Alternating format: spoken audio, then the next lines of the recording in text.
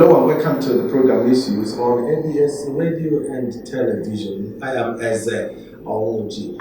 Poor attitude and practices towards environmental sanitation has become a major threat to the health of the citizens. As a result, human behaviors and natural calamities have caused harmful environmental effects and have also posed a threat to improving human health and individual quality of life. On this program today, we shall look at what environment is, what constitutes the environment, the importance of protecting the environment, as well as how to prevent environmental degradation. And of course, we have in the studio Mr. Chukwuebuka Vincent Ezike. Is an environmental enthusiast. And of course, he belongs to Multiple Green Awareness Organization, people that tells us that we should plant more trees. So welcome to the program, Luca. Thank you, and I'm glad to be here. All right. Let's look at what environment is. Yeah. When we talk about the environment, we are talking about the land, of course, the soil, and then the air we breathe, and then the water we consume. As I said before, the soil, the water, and the air. So God has told us to go into the world and multiply and develop and build and subdue the earth. But then our activities, the pressure and most of the things we engage within this earth have really contributed to this environmental degradation we are about to talk of today. And so I was talking about what constitutes the environment, the trees and even humans constitutes the environment. But then the human beings that should conquer the environment, make the environment clean, are the ones that are defacing the environment. Why? Why do we find it difficult to observe what God told us, subdue the earth and then conquer and keep the environment clean? That is where we stay. Yeah.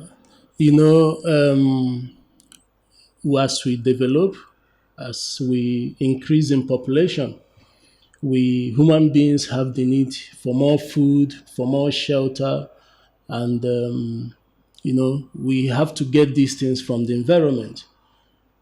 Take, for example, Onitsha metropolis. If you were living in Onitsha in the 80s or 70s, it wasn't as developed as it is today.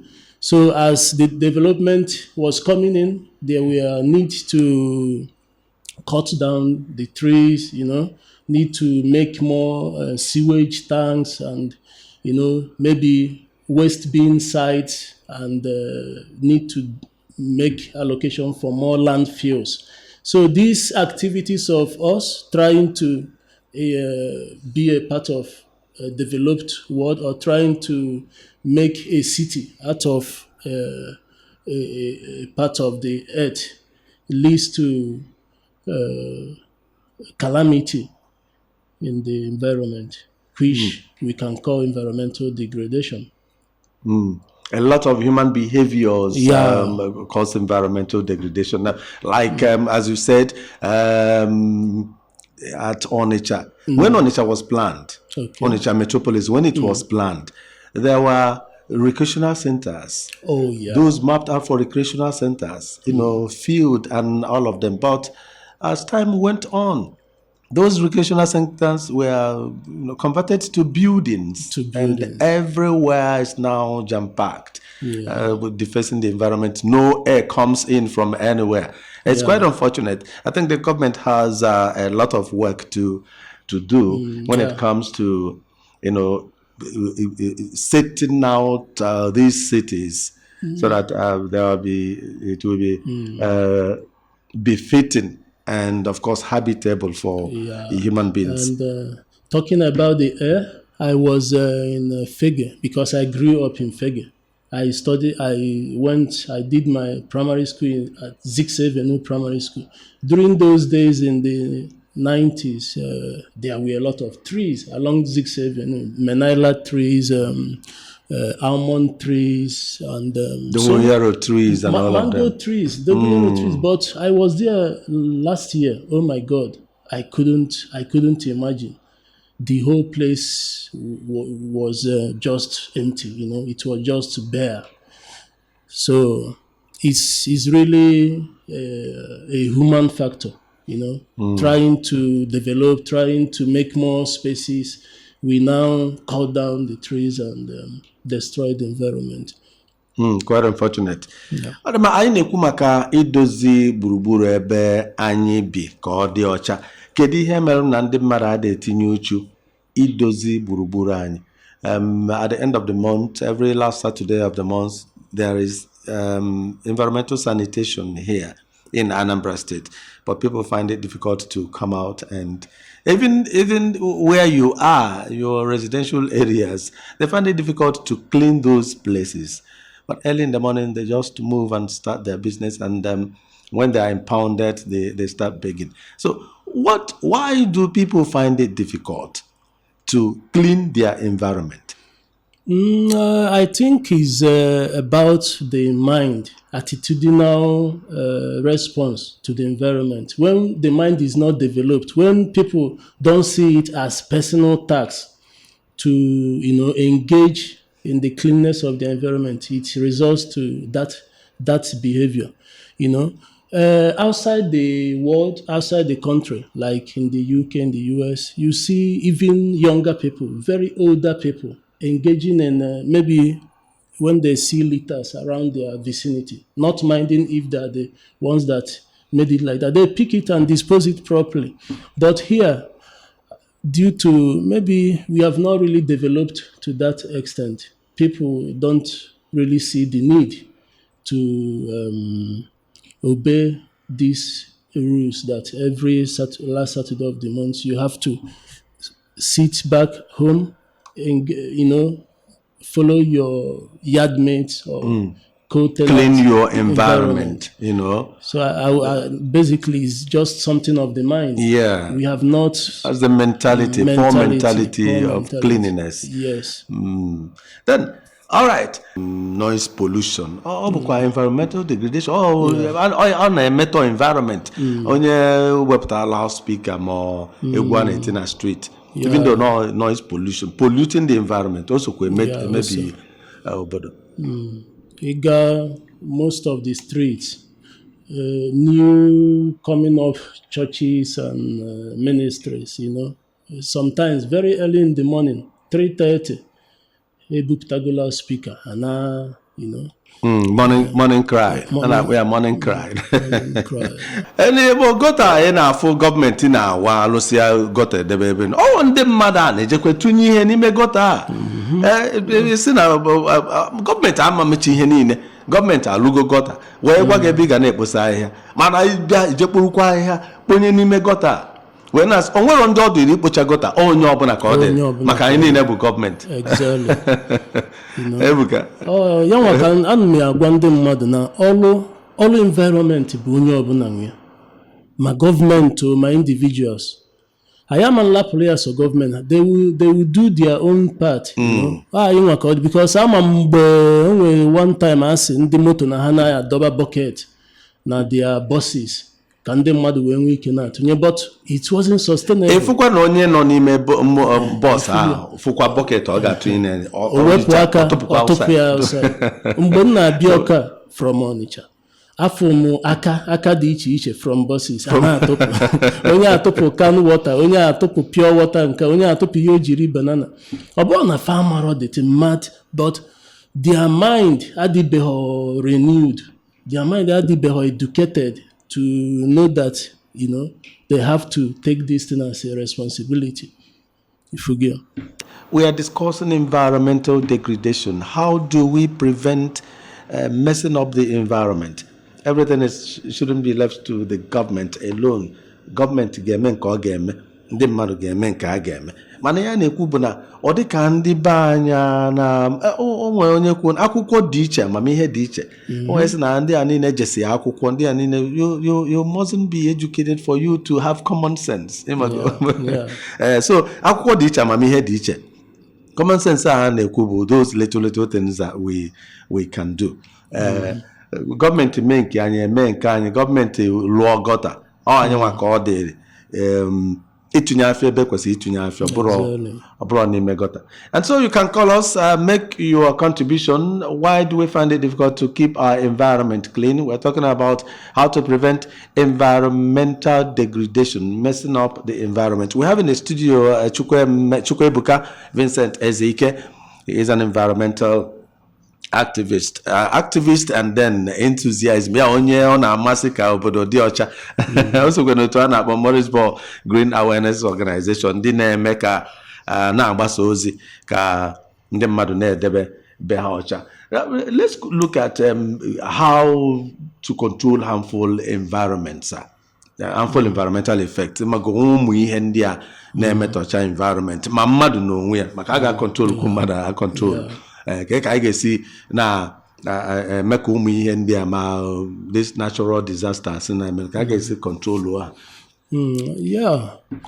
Ndị environmental Ministry of Environment ha na-alụkwa ọrụ, because enwego some programs ewepụtara recently last year. Onwe nke akpọ Anambra Plastic Challenge. Nke a, it was a huge success, that led to the mopping up of a lot of plastic bottles around the whole state.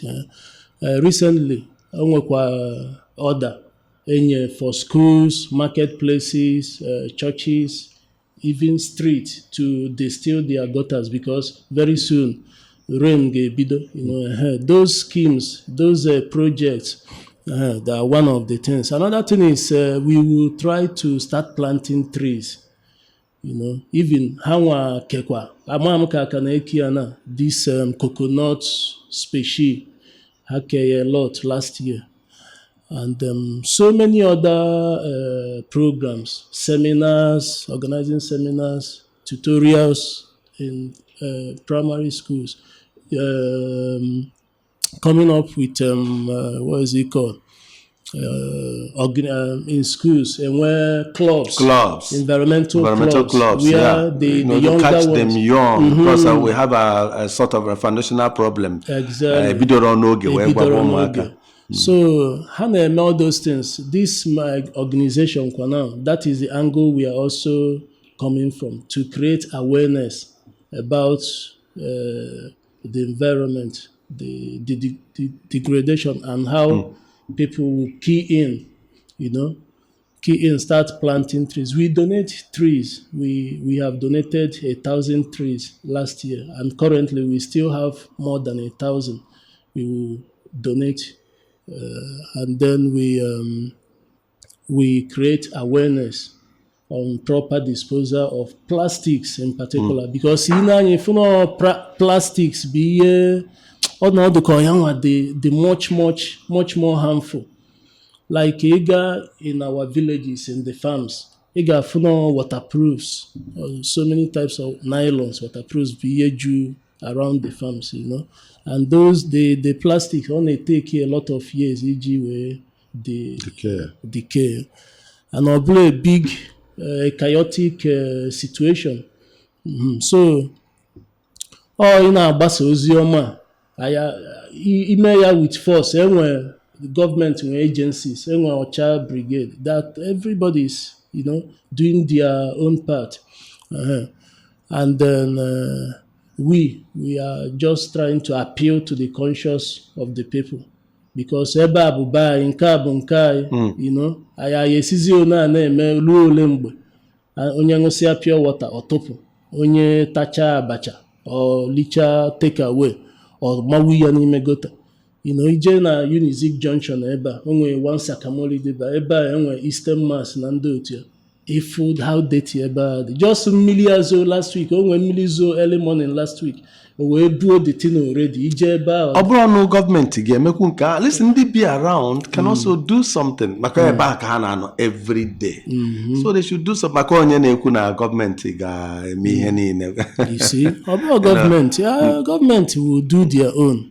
Now it's left for the masses to also key in. Ndị na-use that particular place and they say every morning ma ọ bụ sanitation ha agbakọ wee clean the place. Exactly. So ya na-ayọ ndị mmadụ bụ ịnọdụ n'ime afịa golu pure water, anwụ na-acha, onye ọbụla niile ịṅụ mmiri. Ịṅụsịa dị mmiri, you find a place maybe in your pocket, itinye akwụkwọ pure water gị, ọ bụrụkwa nnọọ kan ka ịṅụ, iji di ya ịnalụ ebe gị na-edobe ya. Ma ị na-ere anya around, ị ga-afụ ebe edebe a na-atụnyegasị ụmụ ihe. Exactly. Negharị anya, enwego ebe gọọmenti dobesi some containers. Ma ndị nwegasị shop ndị a na-enwe ụmụ plastik, ụmụ disposal, waste disposal, yeah. Ịtụnye ebe ahụ, you know. Or ị na-edobe ya ebe gị, you can even convert it to money. Enwere some recycling hubs so nọ na Disoka. Enwe smart waste nke gọọmenti mepewe ọfụ ya na new Ọka recycling hub, you know. Or ihe orie niile si ndị a na-akpa alimi, they are now picking them, you know, to exchange for money. Ha na-elesia the recycling hubs. O nwere ike ịkpọ ọfụ ilesifa cheaper, ha lụzie buji ebe a, they will sell it ha ma otu a si eme ya in kilogram, ha na-ada weight wele ele. So it's just a change of attitude, it's just a change of behavior towards the environment. I made this thing achieve. Maybe in next 2-3 years, Anambra will become the cleanest city in Nigeria. Adama, defacing the environment, open defecation. Emago ndị asụcha na-emebi esi mgbe ụfọdụ esi na n'isi library ebe a n'ọka ebe a wee gbaraba ụzọ n'odo ifo fine road governor law, mana ịbịa n'akụkụ ya na-afụgasị ebe atụ kasị aja n'ebe metọsi ya. Ofu ihe anyị na-ekwu degradation. As you said, a thing of the mind. Yeah, it's a thing of the mind. Ịmana anyị eme nke digodo anyị nso, you know, individually ka anyị na-emegodi nke anyị nwere ike ime. Ndị na-achụ aja ya na-achụ otego ebido chụba aja. Mgbe mpe ana m afụ aja ekposa n'ilo, nke a spiritual something ka ha na-eme. Mana enwere n'ebe kwesịrị ije n'erika na mmiri ma ebe dị iche iche wee maka ihe a na-eme n'imetọ ifukwu ifu na ọ na-emetọ ezi. Ịmana anyị ga-ebidogodi na nke anyị emenwu, nke anyị nwere power over, because some of these people bụ n'ime abalị ka ha na-abịa mechaa those things, ịpụtazie n'otu na-ene ma akwụ ọkụkọ ma banana peels ma oroma ma ndị otu ya. So ọ bụrụ na anyị ga-ebidogodi na nke anyị nwa ji aka anyị ṅụ pure water aha anyị ṅụ, anyị nọ n'ime afịa wee golu ṅụọ, aka anyị ihe eji tụpụ ya, ofu aka ahụ ka ihe ejikwa tinye ya. Ọ bụrụ na pọket gị itinye ọ bụrụ anya mgbe ụfọdụ laziness adịghị legharị anya. Cultural and traditional attitude aghọtara m maka na mgbe ochie a na-enwenụ communal work, and a na-agwakwa ụmụaka jee kpofuo ụlọ ahịhịa, etinye ebe a ma ọ tinye ebe a. From cultural and traditional hindrances to cleaning the environment or environmental degradation ọ na-ekwu maka from ebe o si apụta that cultural and traditional hindrances. Maka mgbe ochie mgbe aka a na-emenụ cleanliness, mgbe a na-adụ mmadụ ọdụ jee kpofuo ahịhịa, jee tinye ebe a, jee tinye ebe a. Les ma ụzọ ọzọ si apụta anya anụrọ. Gbanwee ihe okwukwa na ebe obi na-enwesị trash bins or something. Ọ nke a ka gọọmenti na-encourage n'onye ọbụla debi ya na be gị. Exactly. Mana enwe the other day anọ m dịka ọside ka ọka, so bịa onwe onye chi ịtụfu ya nsị a na ya biko na ya tụnye n'ime ebe a. na atụnye na this year gọọmenti provide. Ọ sị m gịnị na ọ tụnyegodi ya na ọ tụpụgodi ya n'ilo na onwere ife ome na ihe a na-eju gọọmenti adafụ ha ka ha bịa buru the thing. Sometimes people na-respond kwa mana at the end of the day fụ na ihe a jusef or spill around the whole area, but the people that are meant to come and evacuate the dumps are not coming. 1 week, 2 weeks, if the whole place are a mess. So I attack the government, No man, any get a contract. No government facilitates. Government any get contract. Implementation, enforcing the law. And we go this enforcement for several years. Each government, Batakwan, they have one law or the other about the environment to enforce.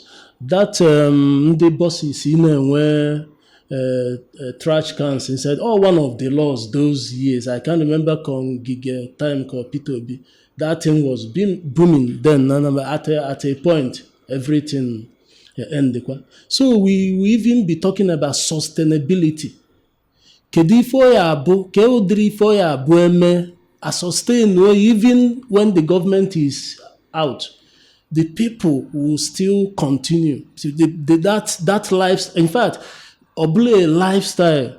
So all I can do before attitudinal change. If there is a way the government can influence the people, ihe ọbụla abụchara force. Onwe ihe ọbụla abụchara force. Enwe systematic activation of characters. Only otu ya busy penetrate inside the mind of the people. The thing are there for a long time or they sustainable. So I am also a part of divisions I know in this organization. Creation of awareness, consistent over many years. That's the plan.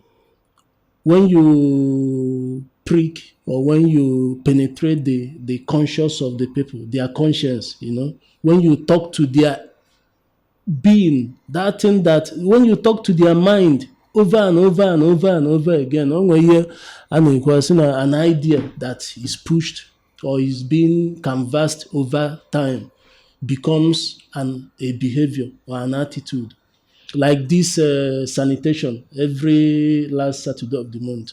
Ama mgbe ebido ihe mgbe ipe mpe. Aka na-eme na though na some people na across kwa the line anyway. It's all about enforcement. Yeah, but right now, obugodi na government apụtara chụọ onye ọbụla, people will just do it on their own. If you get so obu na enwe ka esi combine enforcement and then ma bia soft handling, soft penetration, when it to the mindset of the people, to change the mindset of the people, That is this is one of the things we are doing here, creating awareness. Yeah, be more proactive, like going to the primary schools, like we discussed earlier, setting up programs in schools, especially in schools, in marketplaces. Educating them, constant education, living the lifestyle ourselves. Because this is it's easier said than done. Some people will preach about environment, but when you go to their houses, they're even messing up the environment as well. So,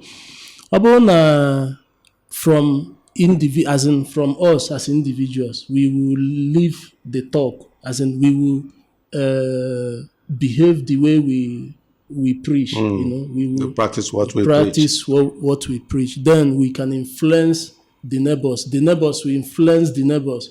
Before my name. So what I am even talking more, I'm hammering on is attitudinal change. Attitudinal change will go a long way. Right, we want to go and just your final advice to the citizens Simagondina and the Neganyant and the Nenani body protect environment time. My final advice is that this is our land. this is Anambra State. We don't have any other place than this. We have to put hands together. And,